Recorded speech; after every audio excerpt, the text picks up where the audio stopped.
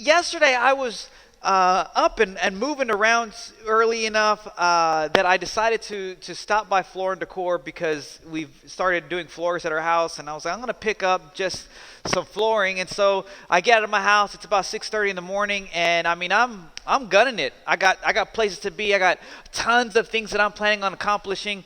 And as I'm driving down, I hear a sound. And when you're driving and you hear something that's louder than your music, you have to know I should probably look to see what's behind me. So I look out of my mirror, and as I look out my mirror, I see my taillight parasailing in the background. I mean, it is just gliding. So you got these wires that are holding on the light, and it's just like I'm going 80 down 290. I mean, I'm gunning it. And that boy's just like, woo, living free. And so I immediately, come off the freeway and wasn't putting my blinker on. I just, cut everybody off. And man, I'm there, and I'm just like, man, I got to solve this issue. I got places to be. I got things I'm going to do. I got a list of things. I don't got time for this right now. I got to solve this. This is my person. I got to solve this right now. The only challenge is I don't have two screws to hold this together. The clippies that the screw thing goes into, the clippies are gone. So there I just have this light that I put, and actually I take a step back and I hit the truck and the thing just falls back out. Like there was nothing securing it. And I was like, man, but I got to solve this right now. Give me that picture, Evelyn. Truck one. So I solved it. In my storehouse, in my truck, in the resources that I had readily available, I solved it. Give me truck two. So this is what it was on the inside. The other one was what it was on the outside. I had three. I got to solve it. This is what we do in our life. I'm going to preach, and I want to marry the word here in a minute. As people are traveling through, they're looking for a solution. And they hear about Jesus, and they're like, there he is. The solution to all my problems. I just know it. I know he can solve the issue that I'm going through. Is Jesus the solution, or is Jesus your Bandaid? This is a temporary solution. It will keep me from getting a ticket. It'll keep the light on there. I will sleep, Elias, just fine. With no problems. I will go on a date with my wife with no problems. Pick up kids from places. I don't care. I grew up with duct tape around the window to keep the window up. This is classy. The only problem is it's not actually solving it. And the more that I position my life to have things like this, I will let things go on too long, and I will treat Jesus as a Band-Aid and not as a solution. I'm ready to preach this morning, not on a picture of my truck, but what areas have you allowed Jesus literally to just be a Band-Aid when he is trying to solve the issue? So let me give you this picture of where we're at, because Jesus, once again, I love the language of the Bible. Here we go, Jesus preaching again. Once again, Jesus just did what he did. He went to the lake, started preaching, and people came. Great job this morning for coming. I'm just saying, some of you came here because you're just like, I got to go hear a word. Some of you were drugged here. Some of you don't even know how you ended up here. You just blinked and you're just like, I'm at my church this morning. But you're here. You're here. And I want the word of God to soak in deep. He sits down. He starts preaching. He starts off with a word. Listen. Sometimes, Elias, when somebody says listen, that's like a trigger word. Oh, there I went. Listen. It's like, oh man, that means the pressure is on. Like, I got to really pay attention to what he's saying. And then he starts preaching, and I love what he does. Highlight this word listen, and then I'm going to tell you why it's important. Listen, he preaches on seed falling across certain soils. Verse 10, later on the disciples were confused because they stopped listening. They're like, well, listen, man, you said listen and we got lost. We didn't really know what you were talking about. Can you explain? Jesus is teaching and he's proclaiming and he's teaching and he's talking about seed, about how it goes into different types of soil. And then he goes into teaching about a light, the light of a lamp, that it's the purpose of the light is to not be covered, but to illuminate the whole area. He's not teaching to his disciples, but he's teaching to everybody who wants to hear and who wants to understand what Jesus is saying. He is teaching and people are repeating. He is teaching and people are repeating, and they didn't have social media, and the words of Jesus they're just traveling. The words of Jesus are just traveling. The words of your past weekend travel. Y'all went to the Bluebell factory. Who went? It travels. You start telling everybody about the Bluebell factory and about all the ice cream that you could see. You go to Willy Wonka's factory. It travels. All the candy and the Oompa Loompas and the chocolate. It's like it does your story about Jesus travel? Does the word travel, or do you travel with Jesus as your Bandaid? A Bandaid is a temporary solution, but it's not a story. What's the story is the scar. You don't want to cover it up. Watch this right here. No, you don't show the bandage of the wound. You're like, no, you want to poke it. Like a Band-Aid versus a solution. Now here Jesus is just being Jesus. He's just talking about a light. He says, pay close attention, verse 24, chapter 4, verse 24. Pay close attention to what you hear. Whew, Jesus. The closer you listen, the more understanding you will begin to receive. The more understanding you will be given. And you will receive even more. Are you listening today? To those who listen to the teachings of Jesus, more understanding will be given. How many want to be a listener? I'm not looking at you. I'm not judging you, but come on, raise your hand. But for those who are not listening, even what little understand will be taken away. Boy, I'm one of those who like check in and then I check out. Like I would have probably caught the tail end of that. For those who don't listen, it'll be understand. Wait, what did he just say? Like I just heard he was going to take it away. And I'm one of those. You got to be real quick to listen, not real quick to forget. Jesus, I want to get to Mark chapter 5. I want to paint the scenario of what's happening here. Jesus is doing a phenomenal job teaching, and he begins to teach on a seed growing and how you can't explain how a seed grows and produces, because God is always doing something under the soil that you cannot see, and then all of a sudden you see a blade, and you're like, how did that blade form? It's because God is at work. God is doing something in your life, and even though you feel like you're dying, God is developing and he is doing something. Don't uproot, stay grounded. God is ripening the soil around you for you to grow. This is good. Jesus, verse 30, chapter 4, is talking about the kingdom of God. How do I illustrate this?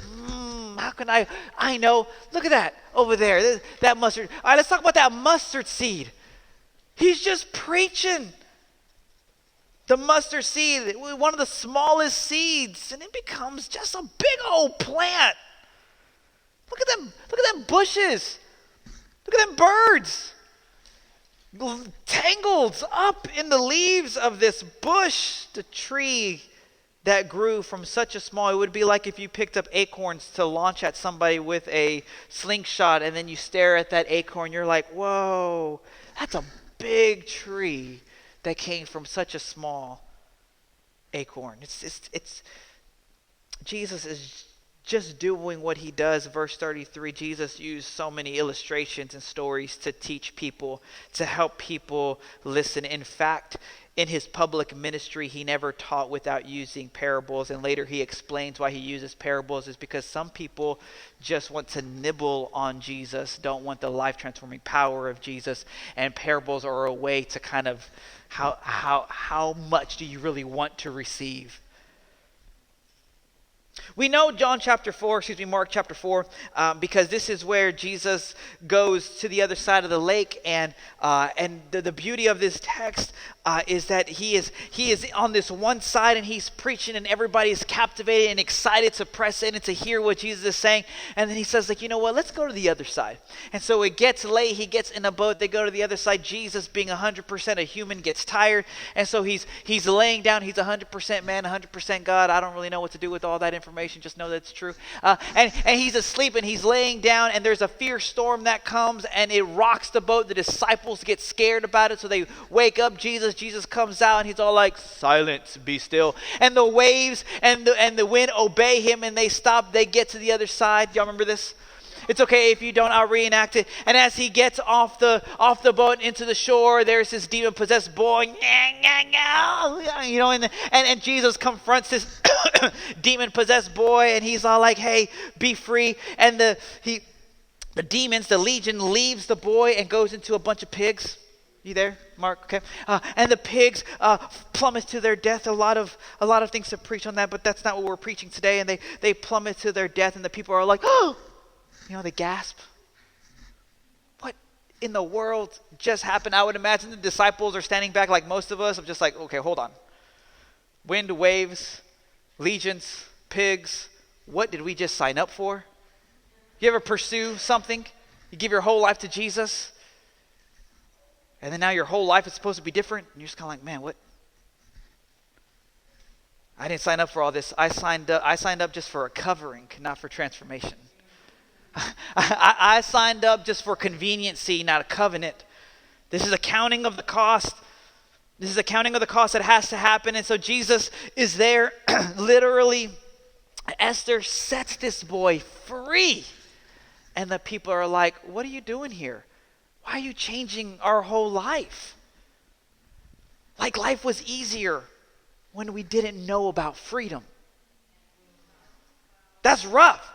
Life was easier when we didn't know that there was a problem in our marriage. Life was easier when we didn't have conviction. Life was easier when I can live in sin and feel good about it. Now you came up and exposed everything. Jesus, Jesus, we'd rather you leave. So the Bible says that he left.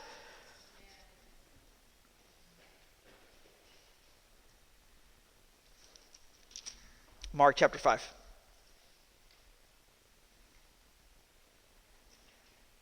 He left. The crowd began pleading. Watch this, verse 17. The crowd began pleading with Jesus to go away and leave them alone. Victoria, can you imagine that? Please, Jesus, just leave. Oh. I don't ever want to be in that position. You will call things to leave. It will be sin or it will be Jesus. You'll always make a choice. And either you will say, "Sin, I am done, leave," or "Jesus, I am done, leave." That is the battle. That is the constant battle. The crowd began pleading with Jesus, "Go away." Verse 18. I haven't started preaching yet. I just want to give you the back history real fast before I get into the text. You with me still? Yeah. As Jesus was getting into the boat, the man who had been demon-possessed begged to go with him. Jesus says, "No, go to your family and tell them everything the Lord has done for you." Here is a guy, and I don't understand the ways of Jesus. I'm not going to try. Who literally wanted to leave everything behind to the safety net of following Christ. And Christ says, "No, it is better suited for you to stay here with those who want me to go away so you can be the light right here." can't preach that right now, but some of you would rather leave your family and go pursue Jesus on a hill and die on a hill with Jesus. And Jesus saying, no, no, no, no, no, no. You are exactly where you're supposed to be the salt and the light. Some of you, I just want to quit my job. I don't want to be there anymore. And Jesus is like, no, no, no, no, but I've positioned you there.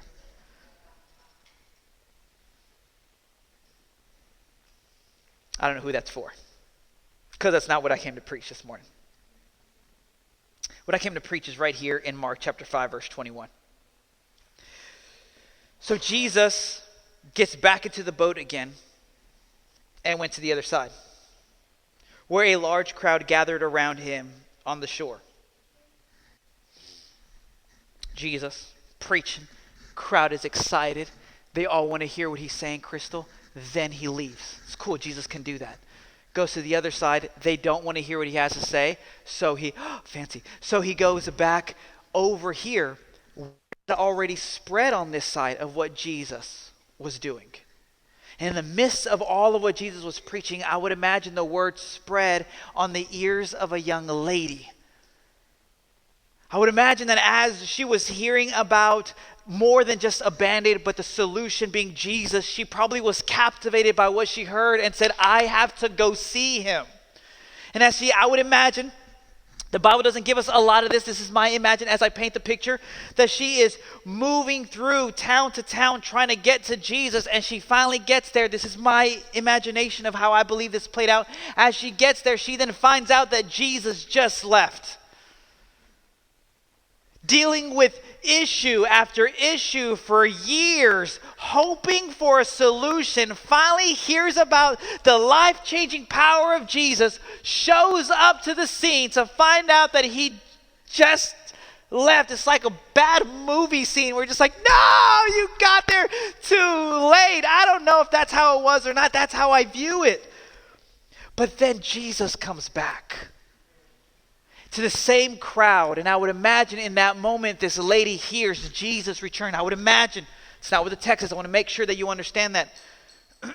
Because some of you have had moments with Jesus and you might feel like you lost your opportunity. You hear about Jesus, you heard about him growing up, you hear about his amazing power, but maybe you feel like you lost your opportunity to grab a hold of him.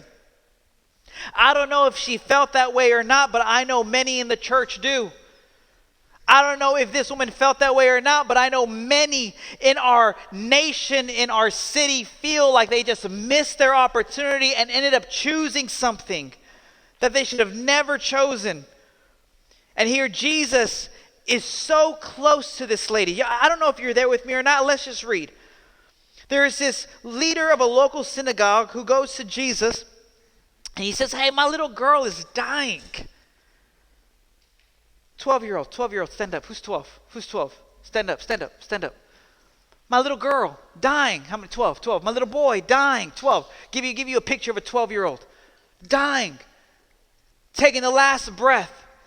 They're going to die by the end of the day. Sit down. Is this real? Like, just think about it. You holding your kid and you're watching them struggle and you know they're going to be okay, but it hurts your heart. Some of you are like, yeah, my heart hurts when my dog coughs. No. Just think about it when your daughter is like on their last, and Jesus is a solution. So Jairus, a religious leader, the leaders who were trying to trap Jesus, he wasn't one of them. He goes and he pleads. I love the text because I get surrounded by people with encouragement and like complaints all the same, like within 5 minutes from each other. Like pleading, please leave us alone. Please come in our home. Like I can't imagine Jesus like, leave me alone, go to your home. But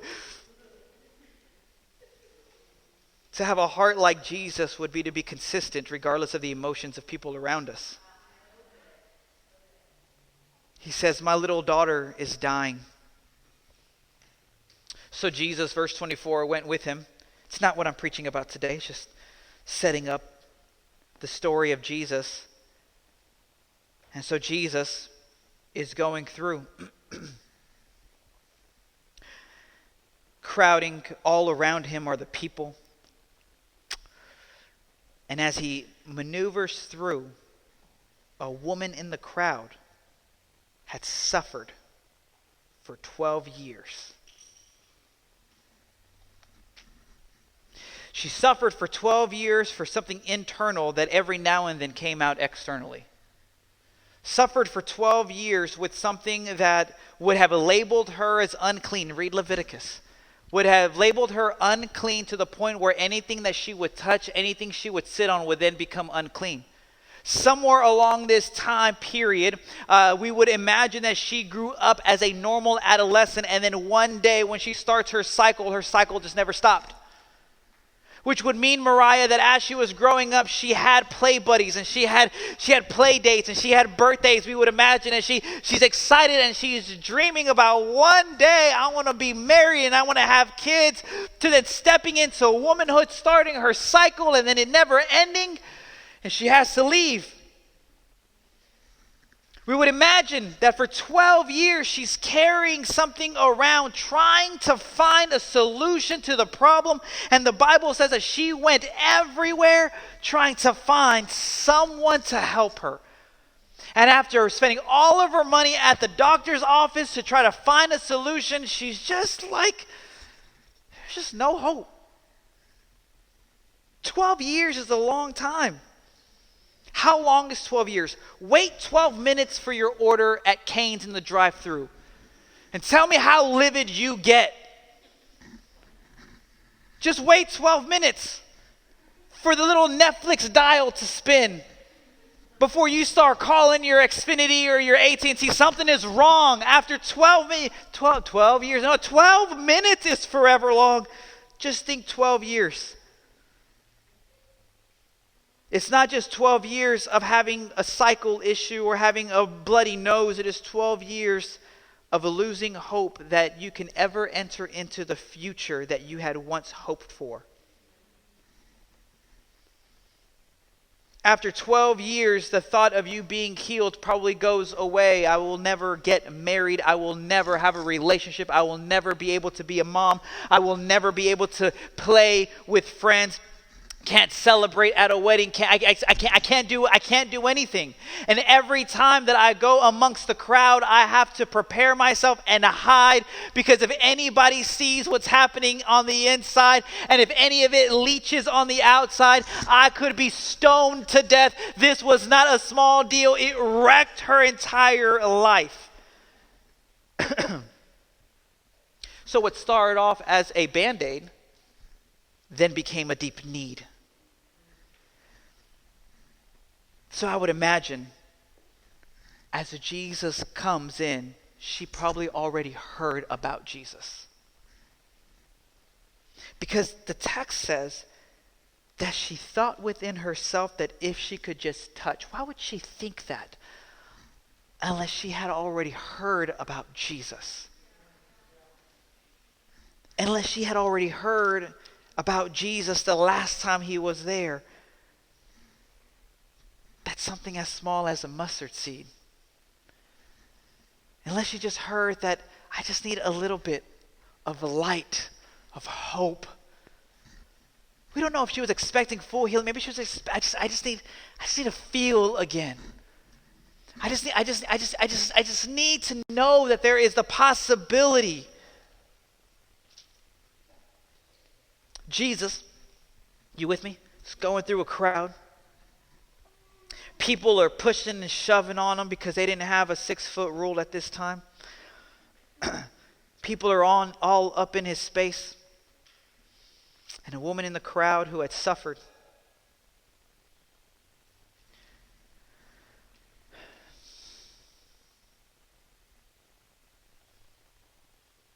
I don't ever want to undermine your suffering. Sometimes we have to put our own flesh in its place.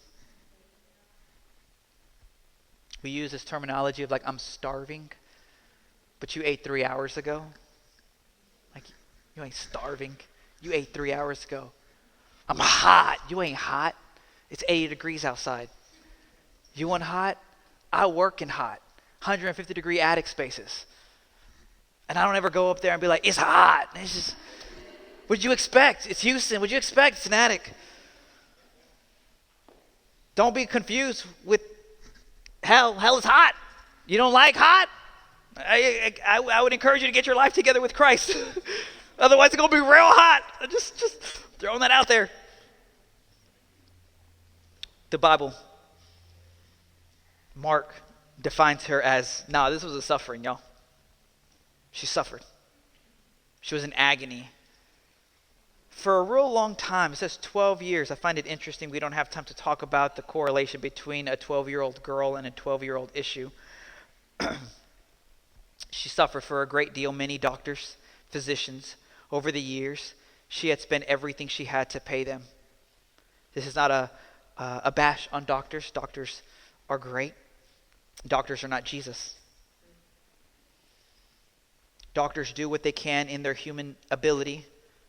Jesus does in his spiritual authority, which is over the human ability. It's not to knock doctors. It's to put doctors in their place. They cannot operate with the same ability as Christ. And over the years, she spent everything she had to pay them, and she had gotten no better. In fact, she had gotten worse, because what you don't deal with will get worse. What you choose to cover up with a Bandaid can still get an infection if it is not dealt with properly. At CMA, we had confession time because we were dealing with some things that had moved their way into the camp of our school, and people's feelings were getting hurt. And so when people's feelings get hurt, we call the elephant out in the room, and we're like, let's just talk about this. And so we opened up, and it was confession time. You hurt my feelings. I hurt your feelings. Together we're a family. We all hurt each other's feelings. It's confession time. We can't put a Band-Aid on it and not call it what it is. Jesus is the solution. So why do we hide things from Jesus? This lady attempted to hide. Knowing what she knew, we don't really know what she knew about Jesus, she tries to slither through the crowd to just grab a hold because she thought his robe would heal. I want to marry your thought with faith and faith with action. In no case is it just faith. In no case is it just action, but they have to be placed in the right order. You are saved through grace by faith, which then propels you to want to do. By faith, she thought to herself, and it led her to action. I think that what I hear about Jesus is true, so I'm just going to sit here and think about my solution. I'm just going to think about my Savior. I'm just going to think about what I could do. Instead of just thinking about it, she moves through the crowd because what she thought was put into action by faith. Faith is believing of what you cannot see will come to pass. And so she's believing that if I could just grab a hold. I love this word. This word is touch, and we use it too casually. This is to bind together. This is technically the touch of sexual union. And we don't want to talk about that in this context, but it is a building together where you're molded, you're locked in. There is an energy, not new age, but there is something that happens that is unexplainable, that just now we're bonded as one. It is not just a high five. It is I want to grab a hold. I want to grab a grip. I just Some of you want to high five your solution so you can feel good that you tried. I don't want to high five. I don't want to talk about a marriage that I could have. I don't even know the marriage that I can't have.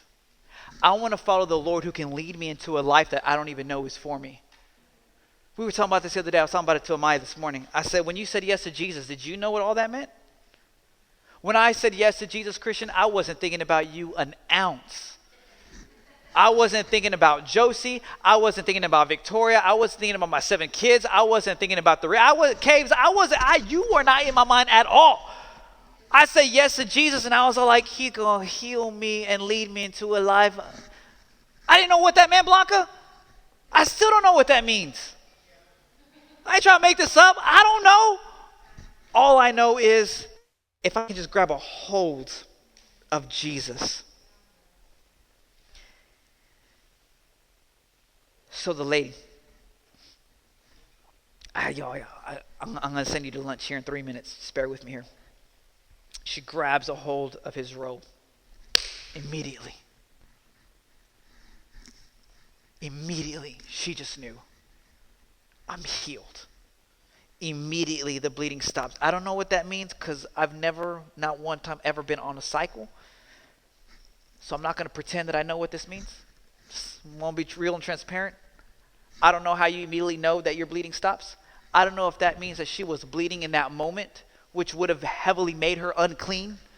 I don't know if these rags. I don't. All I know is something happened. I don't speak the language. Maybe you can help after this sermon. Like, oh yeah, Guillermo, actually, whatever. I don't speak. All I know is she knew it's gone. It's gone. I didn't know my addiction was gone until I walked it out. I didn't know, like, I am healed. I didn't know until I look back 20 years later. I'm like, bam, God, you are good. She grabbed the hold and she just knew. She could feel it in her body that she was healed of this terrible condition. Immediately she was healed, and immediately Jesus stops walking, and it's like, who in the world just touched me? Immediately she's healed. Healed. Immediately Jesus stops walking. Oh, this is about to get real awkward real quick. Boy stops. Someone just had a life-transforming work done to them. Who was it? That's the question. It wasn't who touched me, Jesus knows. It was someone just got healed. And they need to be recognized. Someone just experienced a life-changing work of God the Father, and they're trying to do it in secret. That's not how we do this here, y'all. Somebody in this crowd just spent 12 years in the gutter, in the mud. They experienced the blood, true blood. No. We're not doing this in secret. We're going to elevate this right here because God's going to be glorified. Who just touched me? The crowd gets silent and it's all confused. Dude, everybody's touching you, Jesus. What do you mean, who touched you? Jesus kept looking around to see who had done it. Playing hide and seek in the crowd. He locks eyes with this woman. And she's trembling at the realization of what just happened to her and fell face down at her knees. And then she told him why she deserved it. That's not what it says. She fell to her knees and says, "Nah, man, listen, this is mine." She fell to her knees and said, "Jesus, you owe me this.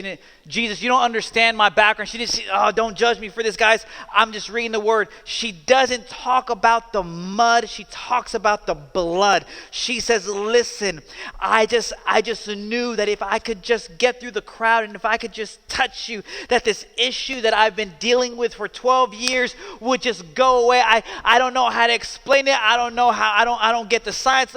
I've been excommunicated from everybody, and all I know is there's just something about you that if I could just grab a hold of you, I just knew.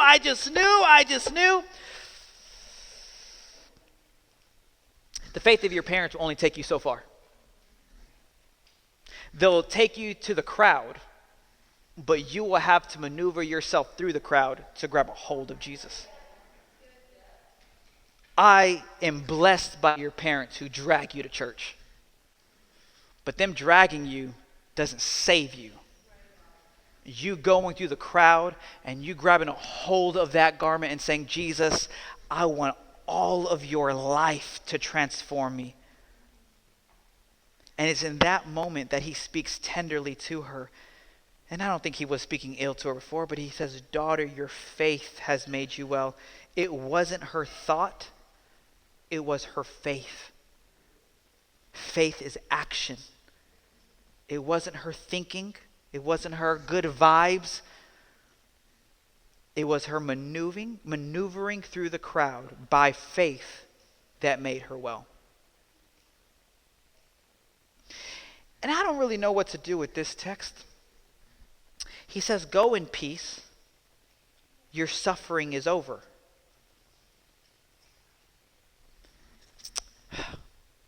Love on me. She was already healed. So she already knew her suffering was over. But it's almost like he wasn't talking about the physical.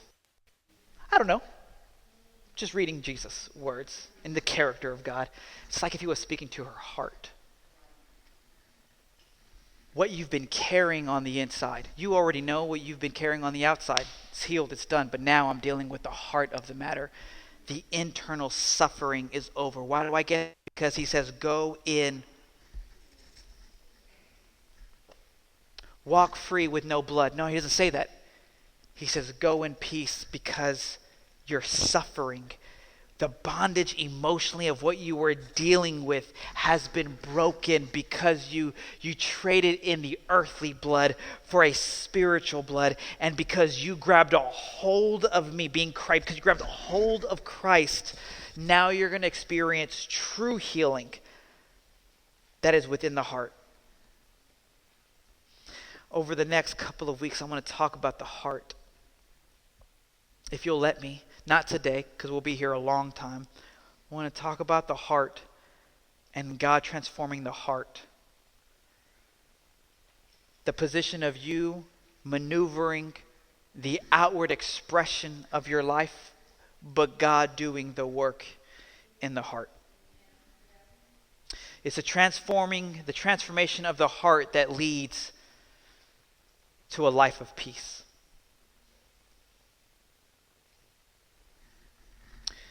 I'll end with this, and then I'll pick back up right here next week. But he's having this moment, Melody, with this girl, and she, we don't know how old she is. We're gonna say she's 24. We're gonna throw out 24. 24. You got 24 in here? Who's 24? 24, 25, 20. Okay, all right. you 24? Sit down. Are you 24? What? Okay. Just to give you the imagery, 24. Like, can you imagine? You got 3 kids.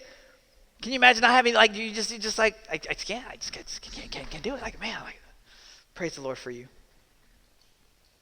While he is healing Evangeline, now we know where she could sit here, While at that moment, the guy's daughter just dies. That's not fair.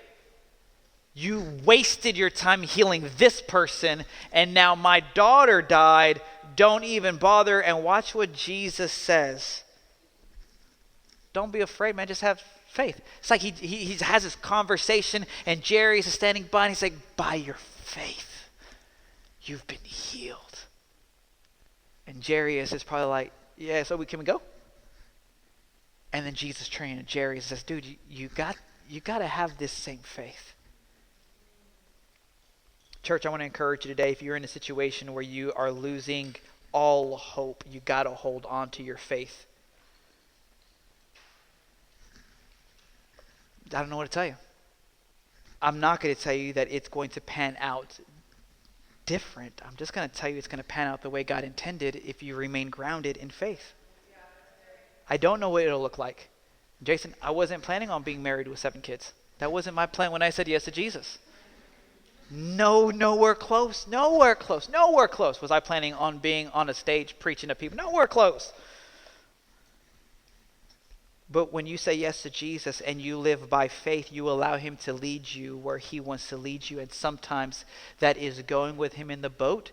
And sometimes that's staying on the island where you don't want to stay. Sometimes it's going through treatment. Sometimes it's going to work. Sometimes it's staying grounded in your marriage. Sometimes it's showing up day after day doing the same mundane task over and over again. We call that being faithful in the little, by the way. Sometimes it is just doing the same thing over and over again. I don't really know. All I know is Jesus says, hey, you got to grab a hold of this faith. if you're going to pursue him. Y'all stand.